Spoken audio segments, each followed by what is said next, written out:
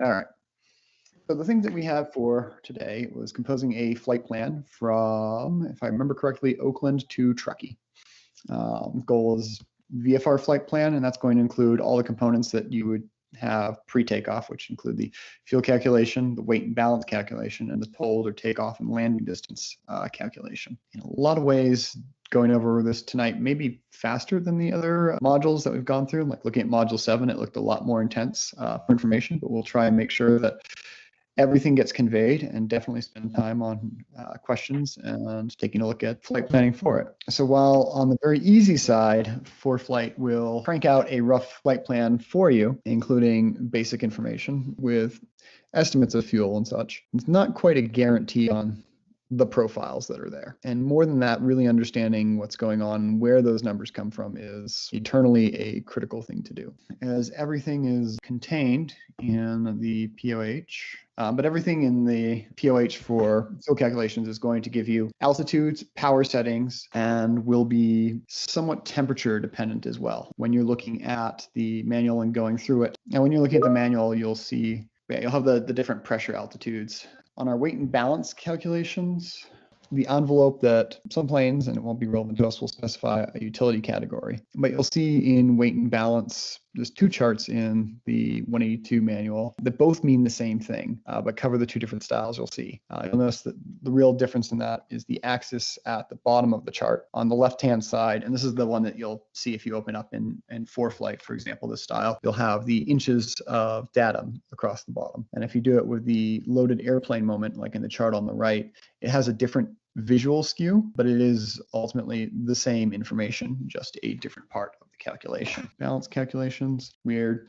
generally do the balance field length of that. The calculator app that is available in PRMA on your phone is going to take into account the temperature, the field length, so on and so forth, and give you a both takeoff and landing distance with a padding factor built in. So we have a tool for that that works off of taking the information that's been entered from the manual, bringing that to help you cover takeoff and landing distance. What's really notable, and I think the reason that was stressed between Oakland and Truckee, is that both altitude and temperature are going to have a large effect in your performance, particularly Truckee in the summer. If it's a 80-degree day here at almost 6,000 feet, you'll find that your 20-degree day in Oakland takes your ground roll there from 600 feet to essentially double it out at Truckee at 1,200 feet on a hot day. And as you load the plane up, you get a more pronounced effect there. So what I'd really like to do is take a look at the different routes that people chose for their flight plans and the logic that they had behind it. If anyone has their flight plan currently handy in a way that they can present to it, appreciate raising your hand and using it as an example for us to talk about. Major Larkin, I think, was the first one I saw come up. All right, well, I did the flight plan. I mapped out a route. It was direct from Reed Hillview to Truckee. Started out, climbing up to 5,500 feet, stayed at that altitude at, I think, 23 inches of manifold pressure and 2,300 RPM. And I followed that altitude and that direction, and I've got the heading written down here, but it'll take me a second to find it. In any event, when I got close to the mountains, I climbed to 9,500 feet just to be sure of clearing the obstacles. I think that the highest of the chart was 9.1, in other words, 9,100 feet. When I got to Truckee, I started descending and used up enough fuel to land safely. Could use the short runway there with plenty of distance to spare, even clearing a 50-foot obstacle. It was the easiest way to do it as far as I was concerned. The thing that I didn't do was correct for non-standard pressure. Usually, to find out what the pressure altitude is, I sit in the airplane and I set the altimeter at 29.92. I couldn't do that, but since the pressure that I found on Sunday was a little bit higher than standard, I figured I'm being conservative. My true airspeed is actually higher than what it was that I came up with. I came up with 141 knots. If you want to hear more detail about what I did, I can provide that, but you probably want to hear from other people too. Okay. Lieutenant Colonel Crawford also raised your hand. Do you have that flight plan in a way that you can present it? Sure, yeah. Okay. Screen here. Thank you very much. Should be able to see four flights via awkwardly zoomed in a whole heck of a lot. The assignment as I got it was from Reed Hillview. So I chose rather to go as direct as I could, but to also consider any emergency options as well. And using a route that we could use redundant forms of navigation to plug into multiple forms of our nav to include VOR and GPS. So out of Reed Hillview, assuming we were using the 3 ones, we could use this visual waypoint here, which keeps us right outside of any of the Bravo airspace to allow us to do an unrestricted climb. And then from that Bravo airspace allows us to go direct to Linden VOR, which keeps us out of any restricted area around Lawrence Livermore. And with our climb performance should give us adequate climb over the terrain here.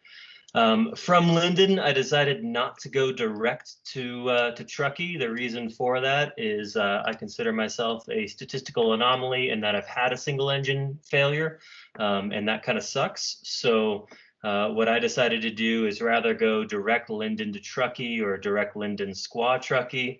I decided to divert a little bit over to Blue Canyon Airport here. Which doesn't add very much to our flight time, but gives us plenty of option, albeit not great option, but option for Highway 80 as far as glide distance away in the event of an emergency. And then over to Truckee, considering, of course, generally we're going to be landing runway 29.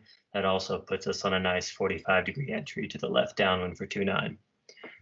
So that's the route I chose, 9.5 to cross the mountains here. You could get away with 7.5 based on your magnetic course for the majority of this flight and then initiate your climb later. Of course, depending on the winds, higher or lower might give you better performance. But all in all, it was about hour and 24 minutes when I planned it, which gives us plenty of time with our anticipated fuel burn. So that was my idea. What did you find for setting the performance calculations? I actually, admittedly, didn't write down the takeoff or landing distance. Certainly, I could figure that out with the weight and balance scenario that was presented. I think we're around 2,200 pounds, which meant certainly for our takeoff and landing at the airports or even at an alternative. We were well within a safe margin. And then with the 70-1 requirement of a 1-hour fuel reserve, we were well within that with 50 gallons as well. I'm curious for anyone's thoughts about the weather on March 21st. I had to look back at it because I started doing the homework today. So I had to go look up historical weather. Historically, though, it looks like it was pretty good. The temperatures seem to be fine. The dew points were low. I think it was 51 degrees taking off from Reed Hillview and only 47 landing at Truckee. So from that standpoint, everything looked good. The only thing I could not go back and find was winds aloft. So my fuel calculations, the one that I came up with for 162 nautical miles was actually only about 17 gallons at 9,500 feet. When I did it manually and did it on paper. ForeFlight calculated at 21 gallons of fuel usage and added quite a bit more time, another 10 or 15 minutes or so to the trip. Okay. What do you think was the difference between the calculation that ForeFlight gave you for the trip versus your own? I think it had to do with headwind on it. And it might be the performance calculation that it was using. I went to the book and actually tried to do it the old-fashioned way.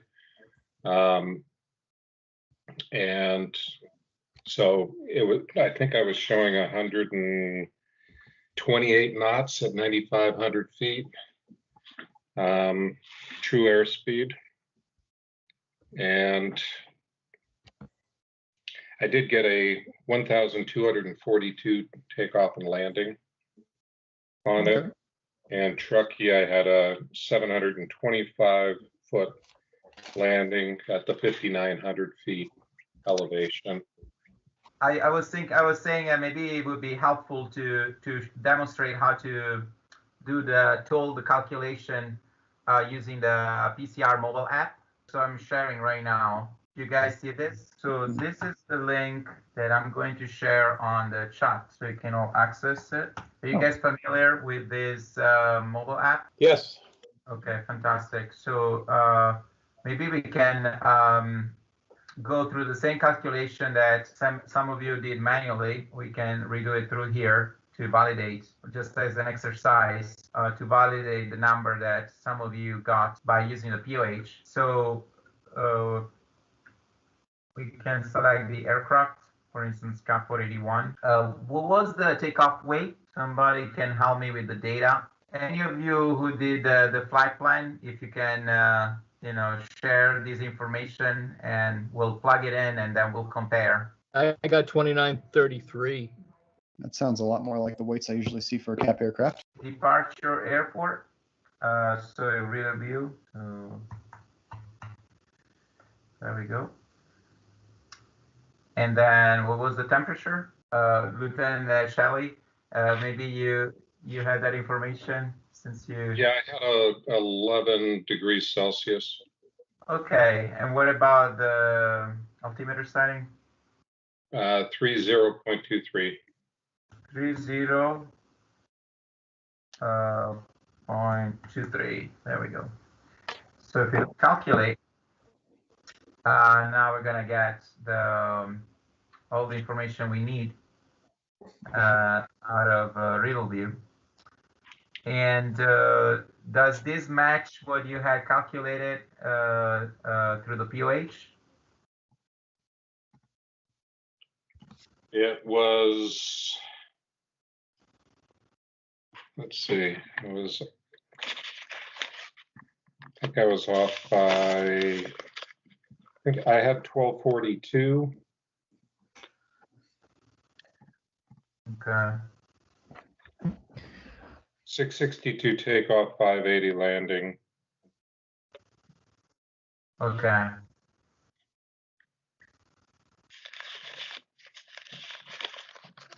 Great. So I haven't yet seen the show calcs button give you.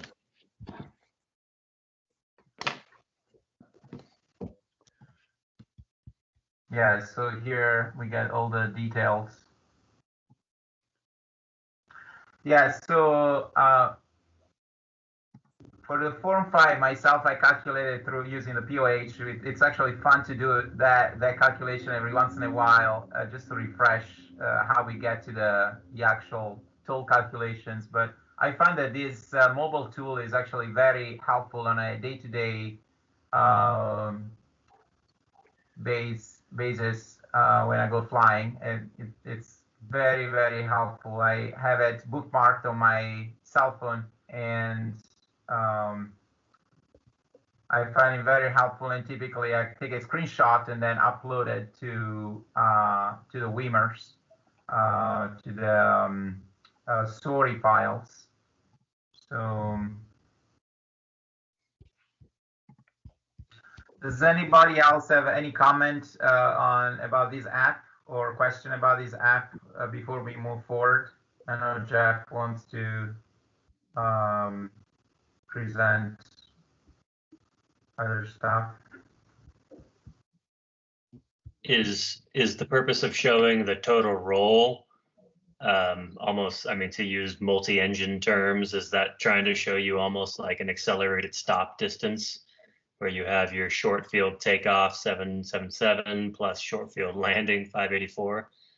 Those figures add up to 1361, but I'm unsure of what total roll feet is trying to actually tell you here in this tool.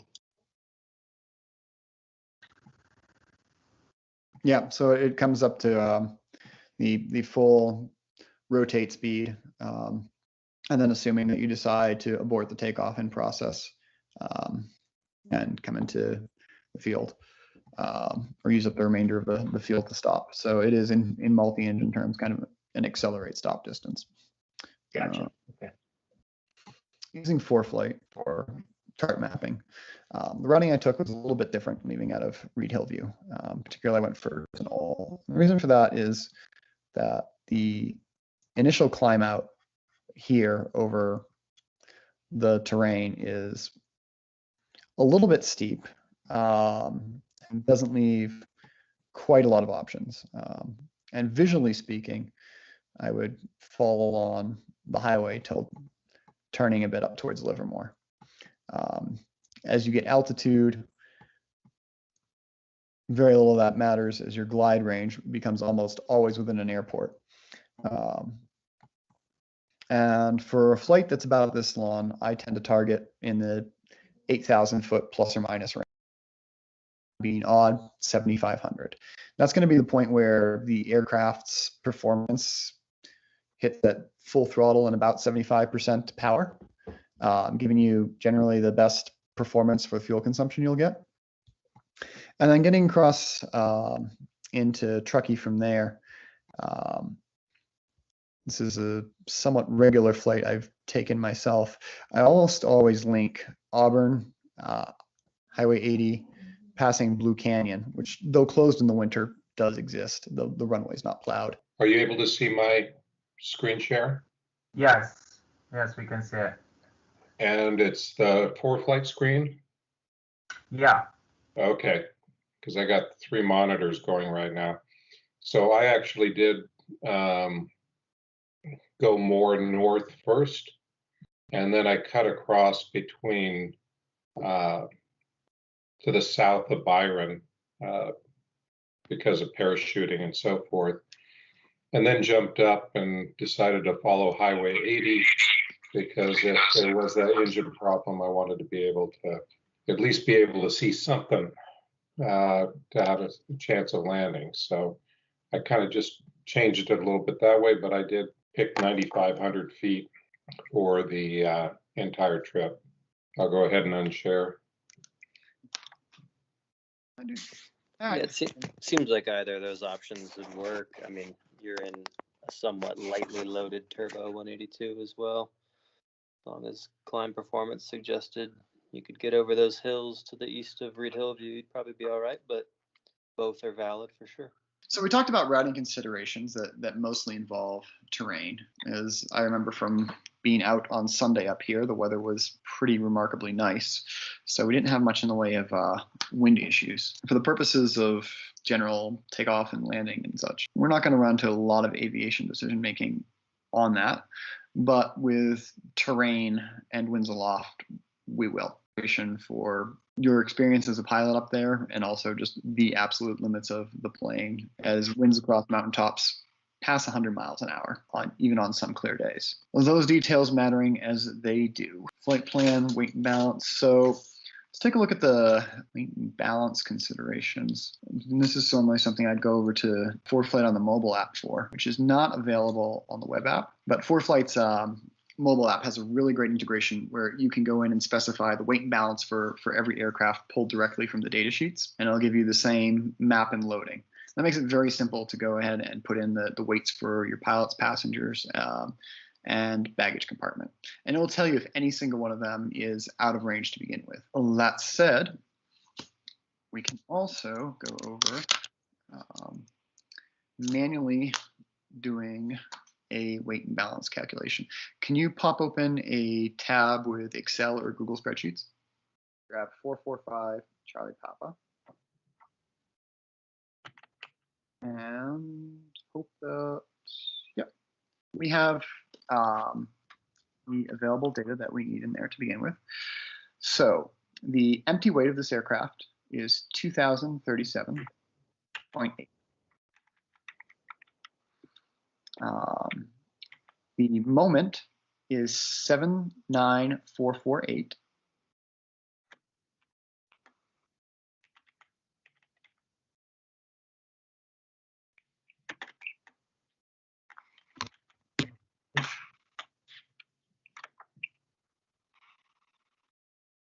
Okay. And you should do that with no decimal. Make it the full 79,000, I think. And then the center, the arm, we can put a calculation in for that, where we divide the moment by the weight.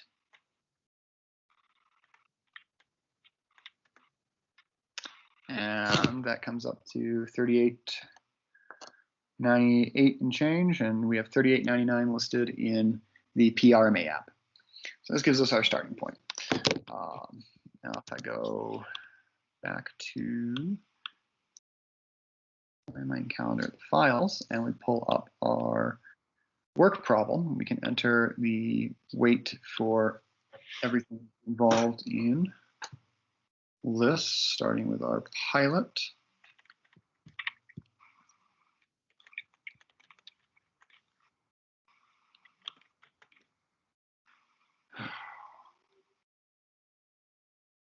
I apologize, I'm currently scrolling, trying to pull up the weight problems. Okay.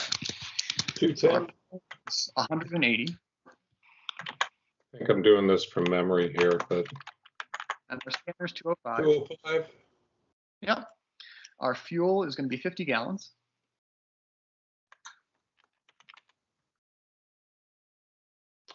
And 50 gallons at 6 pounds each, so 300 pounds of fuel.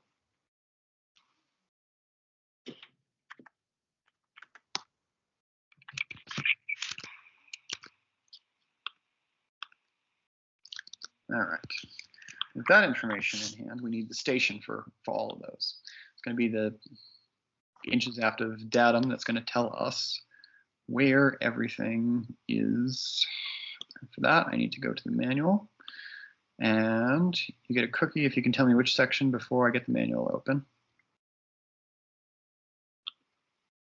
Should be 6.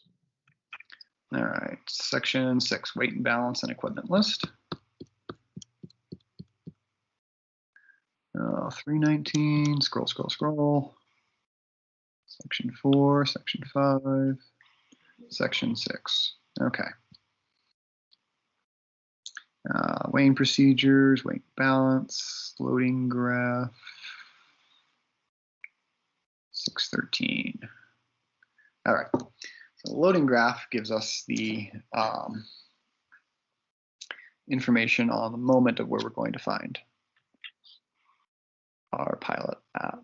And we can make this a little simpler with the loading arrangements chart. So if we go to page 614 in the manual, we can see that the pilot and the passenger, the seats in the average position have a CG of 37. So go ahead and enter that into our spreadsheet for pilot and MO. For the scanner, rear passenger seat has a center of 74.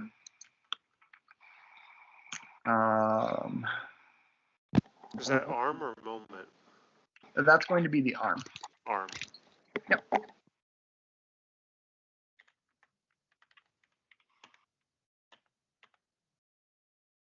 No.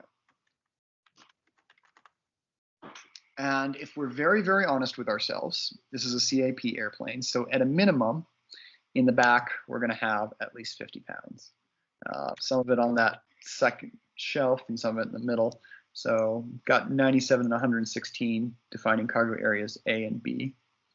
And we'll just split the difference on that and call it 105 with 50 pounds outside the scope.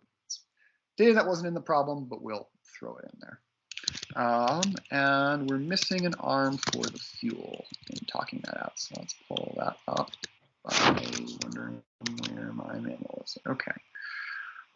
And our fuel station is, looks like, oh, usable fuel center of gravity is located at 46.5.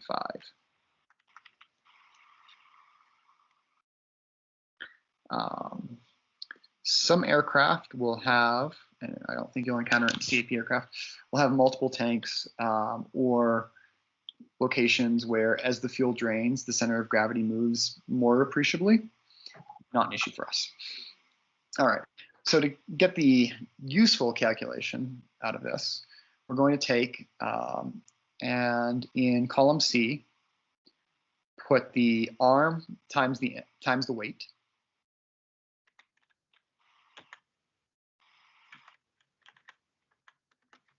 Okay, and just copy and paste that down. Okay, and then we can sum the weight and the moment and include the empty weight in that when you do the sum.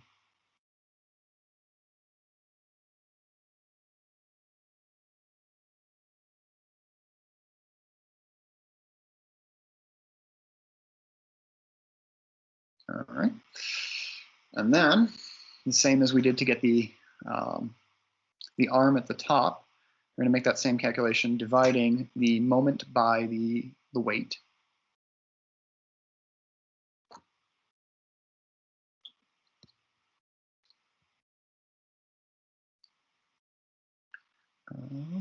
And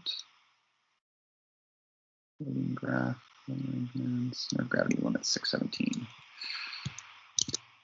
All right, pull that up. So with the extra 50 pounds of baggage that we've thrown in there, we're at 2982 and an arm of 43. 2982 puts us above the maximum landing weight for a half hour of fuel. This is pretty common for a mission and slightly more than what you have calculated because I added the baggage into the problem. And if I look at the chart on in the POH on page 617, I can follow that placement of 43 inches across the bottom, and I can roll my mouse up or draw a line visually and see that where that crosses with the weight, we're in the center of gravity boundary of the aircraft. The two things to think about for weight balance as you statically do it when you enter the aircraft. If for any reason something shifts in the aircraft, a person or cargo changes position, this can happen in flight and can be substantial. I remember I did a pilots in pause flight where I ended up redoing my weight balance calculation in the air before asking the person who was in the front right seat to move to the back to tend to the dog because it was such a drastic change to the aircraft, but it stayed in limits. So I can't imagine it in a CAP situation, but think about that what you put for a weight and balance assumes that these are static within the aircraft. The other one is that the total weight of the aircraft is a substantial figure in your VA. When we look at an aircraft and we write down our forms every year for a Form 5 and we calculate VA, we usually calculate that at the maximum gross weight of the aircraft. But that VA is going to change if you get a lighter day. You burned up your fuel, there's only one of you in the aircraft on a transport mission, that kind of realm. So for curiosity's sake, off the top of your head, does anyone know the calculation for sorting out a change in VA?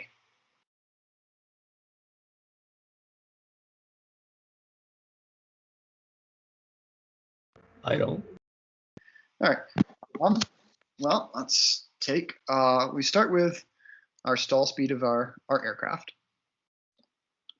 So the bottom of the white arc, I think section 5 is performance. Yeah, section 5 is performance. So let's grab our stall speed at full gross weight. It's going to be 50 knots. So we'll start with a calculation of the number of 50 knots for our stall. And our full max gross weight is 3,100 pounds. So those are the two numbers we need for our primary calculation.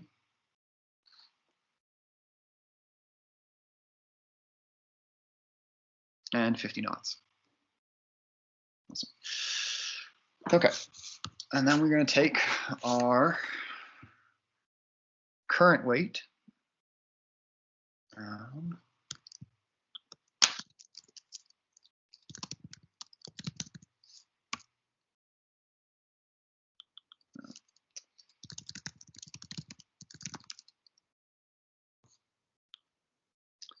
and we're going to subtract that value.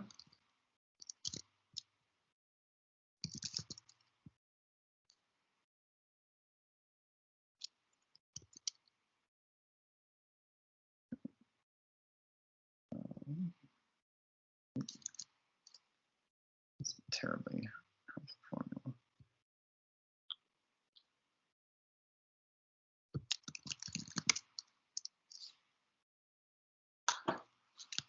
There. So current weight and stall speed is square root of weight divided by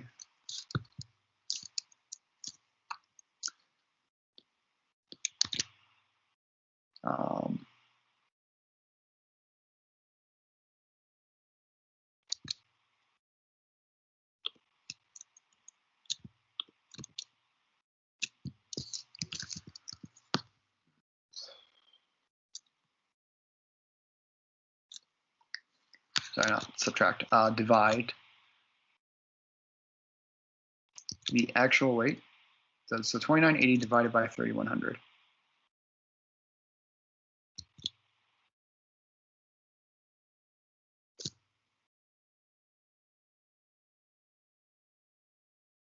There we go.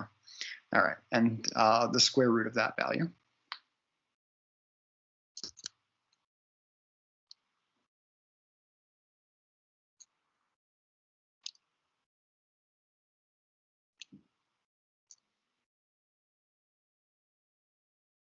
I think it's SQRT.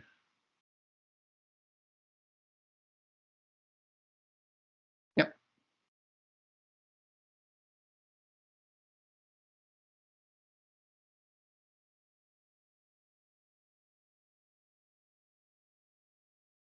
Okay. And then times our VA, so that times 50.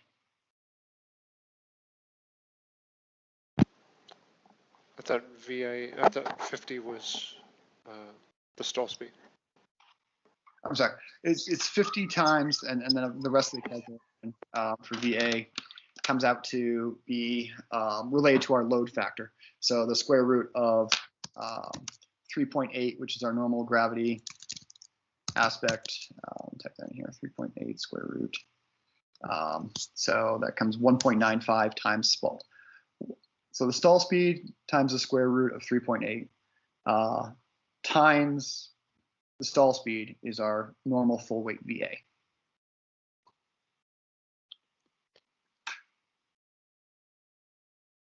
So you can just do times 1.95 to make it real simple.